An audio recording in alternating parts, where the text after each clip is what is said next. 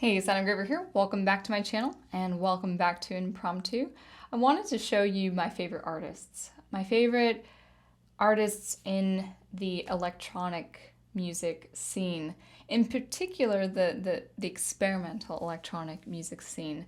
This is Ultimae Records. As you can see here, this is my all-time favorite record label. I believe it is pronounced Ultimae. I could be mistaken there, but that's how I've been pronouncing it in my head. And this label is just comprised of artists, composers that have deeply influenced me as a composer, as a writer, as someone who is exploring electronic music, in particular that darker tone, that ambient tone. I'll still produce upbeat music with my violin and improv and all that stuff, but with sound synthesis, with SuperCollider, I really hope to touch on some of these flavors here, that the more atmospheric, down-tempo, chill, the soundscapes, as you would find with these artists. So without further ado, let's just go ahead and get right to it. Under the artist page, we'll start with DJs because I want to show you the two people that have started this record label. The first is Ayastana. I do pronounce it as Ayastana. It could be Ayastana. And the man himself is based in France. His name is Vincent Villouis, I believe is how you would pronounce it. I could also be mistaken. And he is one of two that have started this. So he is a DJ. He does play at festivals, especially like light festivals in France and all of that. But he is a composer. In my book, he's a composer. He really knows how to work with aesthetics and all of that great stuff. Now, this is a list of compilations that he has produced, also with the help of, let's see, well, one second, DJs. I'm sure she's in, yeah, there she is. This is her artist name, Mahiane, I believe. I actually don't know if I'm pronouncing that correctly, but her real name, as it loads up, I believe is Sandrine Grisson. I think she is also based in France, and she is that DJ musician. She's also responsible for compiling these beautiful, intricate, exquisite albums. Just beautiful, yeah, curated by her. So really, really nice textures there. But we'll go into the composers page. There is a cross between them. Some are DJs and composers. You know, you can see I stand here, DJ and composer. But I actually stick with this category, and I'll show you some of my favorites. We'll start with Ayastana first. So on his page, you know, he's the first artist I came across before understanding what this label was and who these artists were. And I remember a track in particular, and I think the track name is Borderlines, but it was on a radio station on a YouTube channel or something. So I think Borderlines is the track I'm thinking of. And this music, when I first heard it, man, it inspired this really tense scene for actually a novella that I'm working on about halfway through, a science fiction thriller. And tip of the hat to him, his music was the one that started this whole journey of science fiction writing for me, and also just exploring this kind of music. I recommend listening to all his albums, but a couple in particular, well, yeah, let's see. I really do, first and foremost, like Ley Lines. Ley Lines, actually not just the album, but the track name itself is great. It's just a great piece. You may have noticed that I don't have headphones. I'm actually not going to play these samples for you. I really want to. It's great, but I'll just have you explore yourself if you'd like, because I just don't want to be dinged on the platform for, you know, showcasing music that belongs to him, of course. So, but the two I'm thinking of, I love all the tracks, but Ley Lines and also Alignments is good. Bam is very interesting. I've shared this on Twitter because I'm not a fan, to be honest, I'm not a fan of reverb, but the way he implements reverb is brilliant. It's part of composition. And so if you can apply a plugin or a sound effect like reverb and work it in and orchestrate it. It has to be part of the orchestration, as he has done.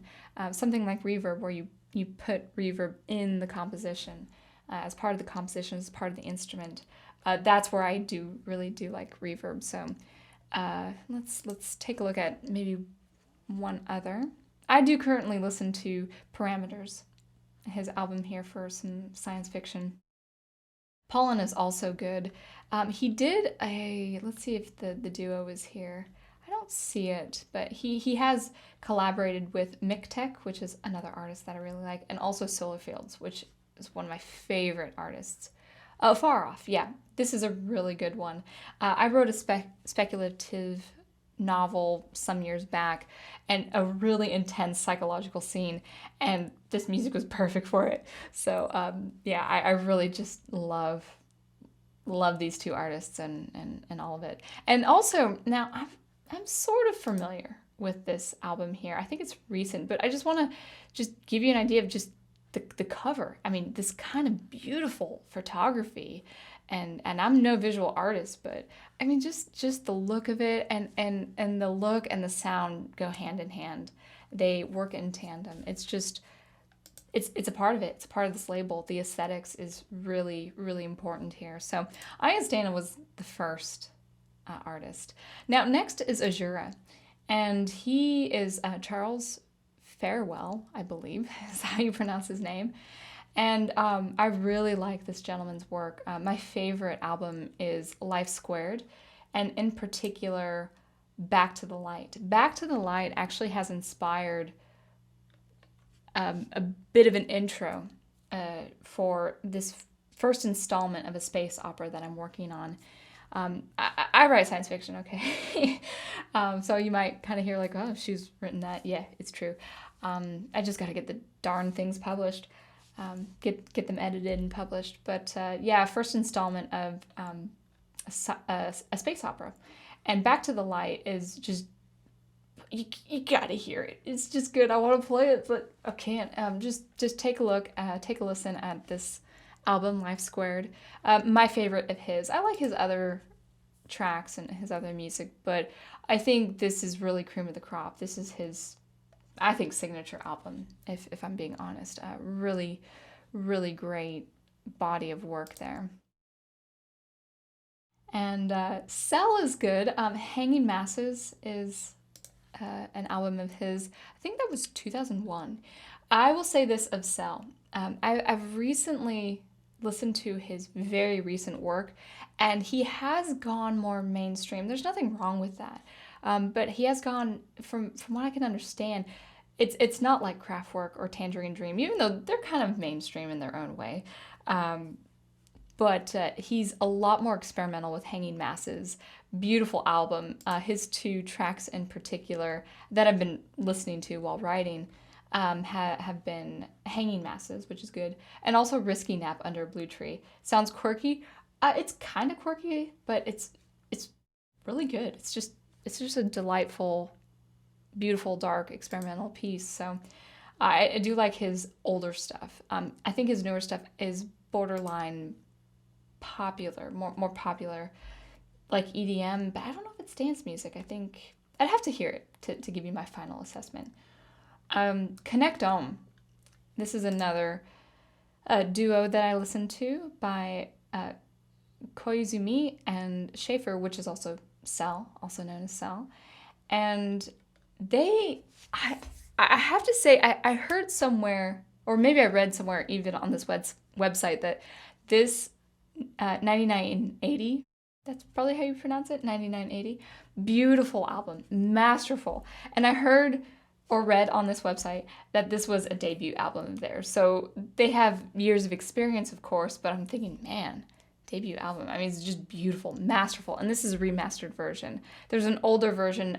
Actually, the cover art of the older version is what I prefer, but the sounds are exquisite, and I highly, highly recommend I recommend all of it, but the track Fossil is just beautiful. It's just their intricate sounds and just how it's mixed and mastered, and just their love of audio, their love of sound is just where it's at here. So highly recommend this remastering of 9980. It's just wonderful stuff. Some of these artists I haven't looked into. Signa is pretty good. He's more ambient, Sybient to my knowledge. I think Fingers in the Noise is more borderline, very experimental, maybe more lo-fi, but again, I have to listen to him one more time to give a good assessment. Now, this group here, my favorite duo, one of my favorite duos, is Solar Fields and Iastana. Now, Solar Fields is fantastic. This is a great album, Ephemeris here, and Distances is also very, very, very good. I think it was Ephemeris that I enjoyed the most. We'll get to Solar Fields. Solar Fields is an experimental electronic composer who really works with the cinematic. He has composed for a game, I think a couple of games by Electronic Arts. I think that's the game company. Oh, it's right there. EA. Okay, so EA. And I guess that's the biggest game company, right? I did Super Nintendo and that was pretty much it. But yeah, so he Mirror's Edge. And that game has his soundtrack, and I remember him saying that he was very particular in being approached, where he said, listen, I don't want to compose like other composers compose for game music. I want to do my own style. And I think they approached him because of his style. And it's a beautiful soundtrack. That's also on Spotify, but very cinematic, but he doesn't compromise. He still keeps it himself, experimental, but just forward motion is what I would say.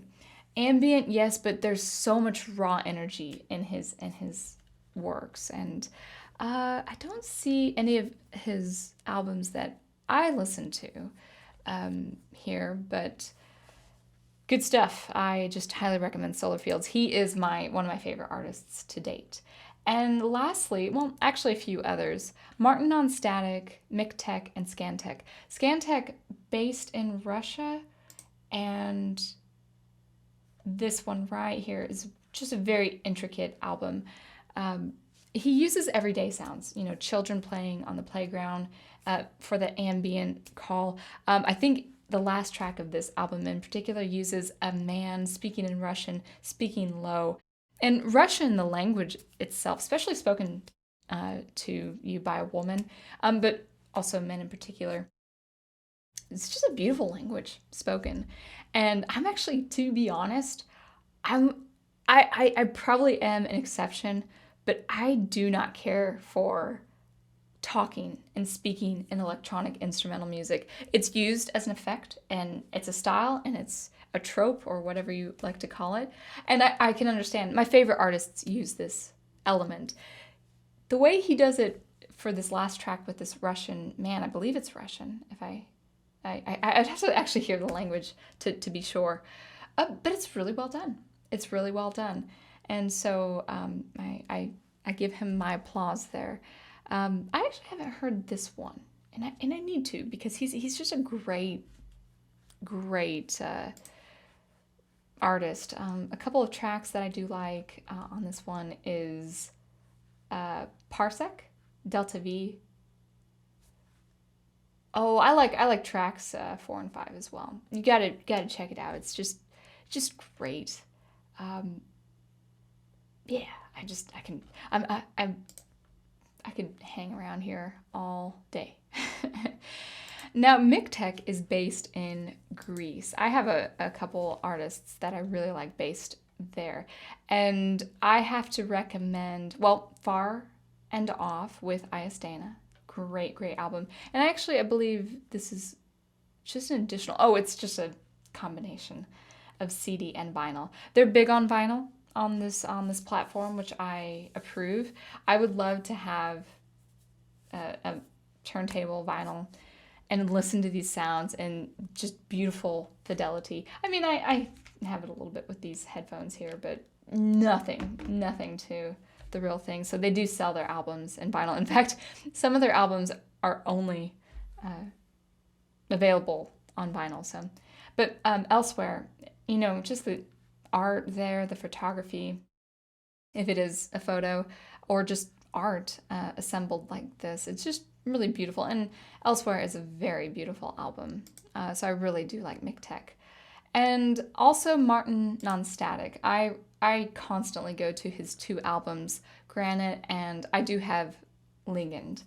Look at this. Just the photo. It's just gorgeous. And it's very much representing that aural beauty, the kind of that skeletal structure, and as it becomes a little bit more opaque and kind of blurred here, that's his music, and that's the style of all these artists. It's just really good stuff. So hopefully this has been entertaining for you without actually having to listen to these artists. You have to take my word for it, or you can discover the beauty of their music. Just great stuff. Okay, so he's based in Germany, I believe, but born in the Netherlands. So Russia, Scandinavia, Netherlands, Greece, Italy, France, UK. Those are pretty much the regions of the world where my favorite artists come from. So really great, really good stuff. I did miss James Murray. He's pretty good. He's I believe more minimalistic, which is fine. I like that. Lars Leonard is pretty. He's got his own style, which is really nice. Look at that. I need to listen to some of his new stuff. I haven't seen it. What is the one? Oh, Passages. Okay. Yeah, great. He has released a few that are just really nice. They're very some of his tracks are very energetic, but they've got that chill quality as well. So check him out. Check out all these guys. They're great. They each have their own unique style, but they really do share the same aural vision under this platform, Ultimae Records. So there you go, without any playback, just showing you my favorite artists there.